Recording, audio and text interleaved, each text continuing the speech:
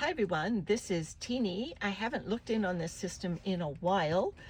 He's been down towards the bottom, right above the drainage tray in my Worm Café system. There are some worms climbing the walls here. The last time I was in this system, I think we threw some raw pumpkin at it. I can see some orange over in that area. This bedding is leaf mold bedding that is being processed. I don't see a lot of worms in this area, so hopefully there are worms in the feeding area. Now this is outdoors in a greenhouse and is not super warm. I had to work in this vermicompost a long time. My hands would get quite cold, but there is a worm. There's a worm right in the cold vermicompost there. I think you might have missed him. Well, there was another one there as well. So yeah, there are definitely worms this end, despite it being a little chilly.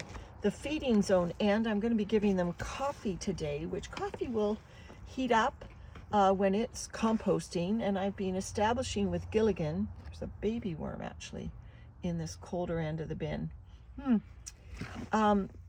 It's a bigger worm. So coffee will heat up for a few days, not a sustained heat. So but anything is better than nothing. Never going to freeze in this greenhouse system. So let's look in on the pumpkin end. Again, this was raw pumpkin. There's some worms on the raw pumpkin.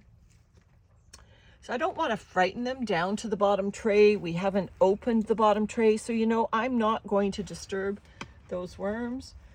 Let sleeping worms lie. Is that how you say it? No, I'm just gonna, okay guys, nothing to see here. I wasn't disturbing your little feeding party. I'm gonna feed adjacent to that. Oh, there's a big worm.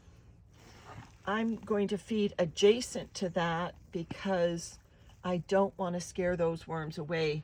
Let me just check the bedding depth. It has fairly good depth of bedding, so I think we're good for bedding. I'm just going to give this bin some of my food scraps and some of my pumpkin scraps.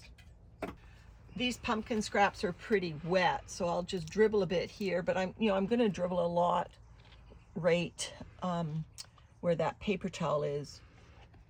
This is going to be a buried tray on the can of worms, so it doesn't matter that the food is exposed. No need to bury the food. And then I'm going to put in the bottom of that pit these coffee grounds. And hopefully these coffee grounds will get some nice compost action with the food scraps. Remember to work in a little bit of vermicompost to speed things up. That will actually get the compost action going a bit faster.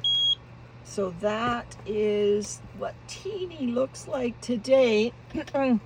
Don't disturb the worms if they're happy. All right, everyone. Bye for now.